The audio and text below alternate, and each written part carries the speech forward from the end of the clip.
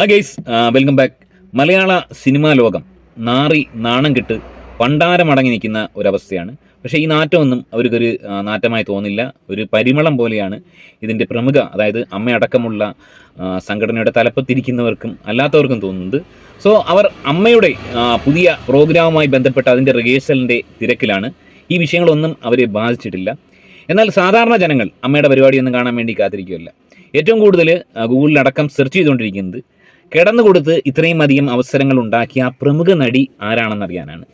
ഇന്നലെ ഹേമ കമ്മീഷനിൽ വന്ന ഏറ്റവും ശ്രദ്ധേയകരമായ ഒരു കാര്യം, കിടന്നുകൊടുത്ത് ഒരു പ്രമുഖ നടി ഒരുപാട് അവസരങ്ങൾ വാങ്ങിയെന്നുള്ളതാണ്. ഒരാളുടെ പേര് എടുത്തു പറഞ്ഞിരിക്കുന്നു. അതാണ് ശ്രദ്ധേയം. അങ്ങനെ ഒരാളുടെ പേര് എടുത്തു പറയണമെങ്കിൽ എന്തുമാത്രം അദ്ദേഹം ഈ പറഞ്ഞ കിടന്നുകൊടുപ്പ് നടത്തിക്കാണും.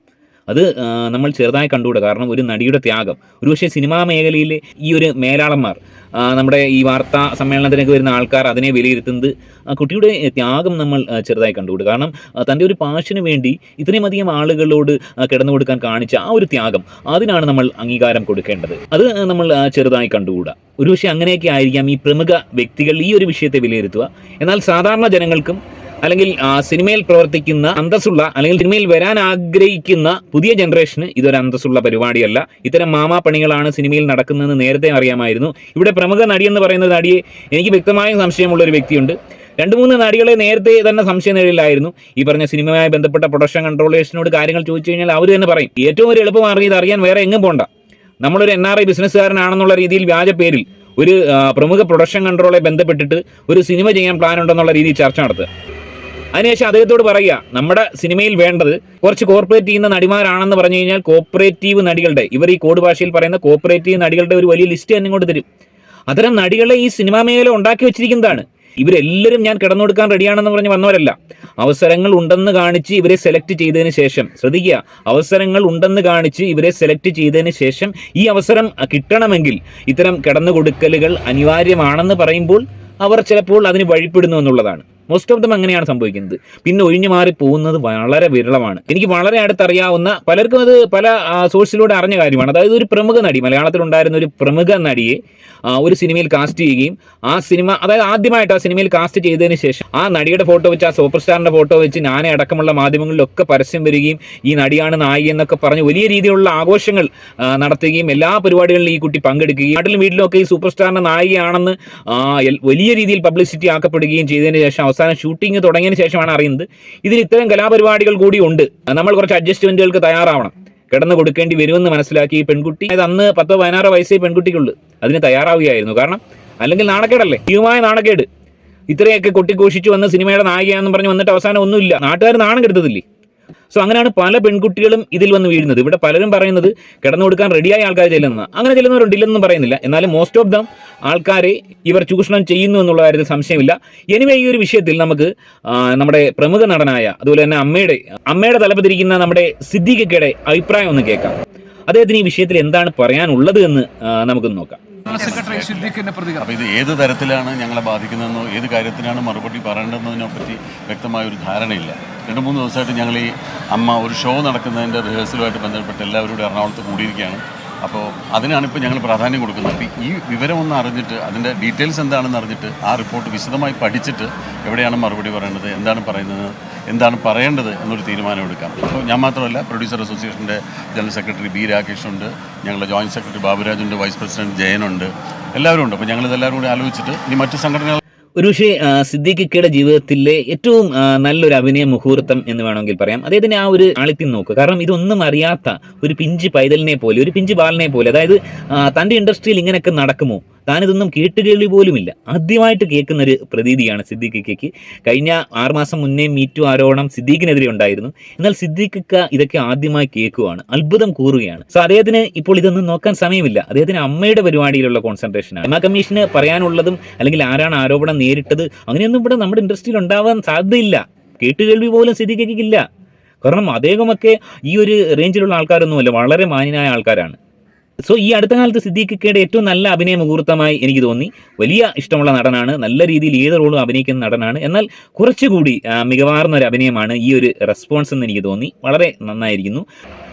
ഒരുപക്ഷെ സിദ്ദീഖ് ഇതിൽ ഇൻവോൾവ് ആണെന്ന് ഞാൻ പറയാൻ ആഗ്രഹിക്കുന്നില്ല.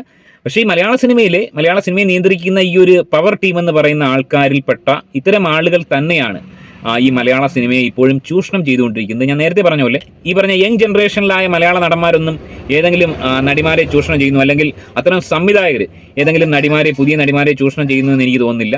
തീർച്ചയായും ഇത് ചെയ്തുകൊണ്ടിരിക്കുന്നത് ഇപ്പോഴും. നമുക്കറിയാം, ഒരു പ്രമുഖ സൂപ്പർ ഹിറ്റുകൾ മാത്രം സമ്മാനിച്ച തലമുടി നരച്ച ഒരു സംവിധായകൻ ഈ അടുത്തിടയ്ക്ക് വലിയൊരു മീറ്റു ആരോപണം നേരിട്ടിരുന്നു. നമുക്ക് ഒരിക്കൽ പോലും വിശ്വസിക്കാൻ പറ്റത്തില്ല അദ്ദേഹമൊക്കെ ഇങ്ങനെ പീഡിപ്പിക്കുമെന്ന്. സോ അത്തരം 10, 65, 70 വയസ്സുള്ള സംവിധായകരും അതുപോലെ തന്നെ നടന്മാരുമാണ് ഇപ്പോഴും പീഡന വീരന്മാരായി, ഞരമ്പ് രോഗികളായി പെൺകുട്ടികൾക്ക്, ഈ പറഞ്ഞ സിനിമാ നടികൾക്ക് വലിയൊരു വെല്ലുവിളിയായി ഇപ്പോഴും തുടർന്നുകൊണ്ടിരിക്കുന്നത്. അതിന് പ്രധാന കാരണം നമ്മുടെ യങ് ജനറേഷനിലെ പല നടന്മാരെ എടുത്ത് നോക്കുവാണെങ്കിൽ ഈ പറഞ്ഞ പൃഥ്വിരാജ്, ആസിഫ് അലി, ദുൽഖറൊക്കെ അവരൊക്കെ അന്തസ്സോടെ ഫാമിലിപരമായിട്ട് ജീവിക്കുന്ന ആൾക്കാരാ. മറിച്ച് അല്ലാത്തൊരു വശമുണ്ട്, നമ്മുടെ ഈ ഷൈൻ ടോം ചാക്കോ പോലെയൊക്കെയുള്ള ആൾക്കാർ. ഇനി ഷൈൻ ടോം ചാക്കോയുടെ അഭിപ്രായം കൂടെ നമുക്കൊന്ന് കേൾക്കാം. പറഞ്ഞിട്ടുണ്ട് അല്ലേ, നമ്മളെന്തെങ്കിലും പ്രശ്നം ഉണ്ടാക്കിയിട്ടുണ്ട് ആരോടെങ്കിലും? നിങ്ങൾ തന്നെ പറയണം, നമ്മൾ അതടിക്കുന്നു, ഇതടിക്കുന്നു അല്ലേ? ഈ നാട്ടിലെ വിവരങ്ങൾ ശ്രദ്ധിച്ചിരുന്നു എനിക്ക് എപ്പോഴാണ് നമ്മൾ അറിഞ്ഞത്? നിങ്ങളെപ്പോഴാണ് അറിഞ്ഞത്? അതറിഞ്ഞിട്ട് ഇപ്പൊ നമ്മളൊക്കെ എപ്പോഴും എപ്പോഴല്ലേ റിപ്പോർട്ട് കിട്ടിയത്? എപ്പോഴാണല്ലോ അറിയുന്നത്.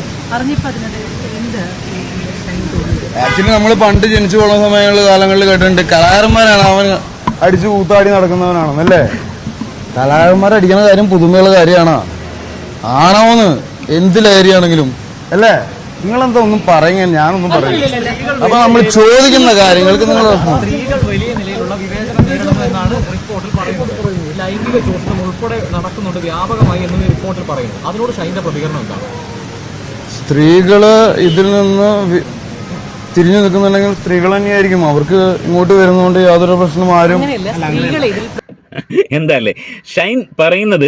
ഷൈൻ്റെ മുമ്പിലിട്ട് ആരെയും പീഡിപ്പിച്ചിട്ടില്ല, ഷൈൻ അത് കണ്ടിട്ടില്ല എന്നുള്ളതാണ്. ഷൈൻ അത് കണ്ടാലും കാണാൻ പറ്റുമെന്ന് തോന്നുന്നില്ല, അത്രയും ബോധം ഷൈൻ ഇല്ല. ഓൾമോസ്റ്റ് എല്ലാ സമയത്തും ബോധമില്ലാത്തവനെ പോലെയാണ് ഷൈൻ ടോം ചാക്കോ പെരുമാറുന്നത്.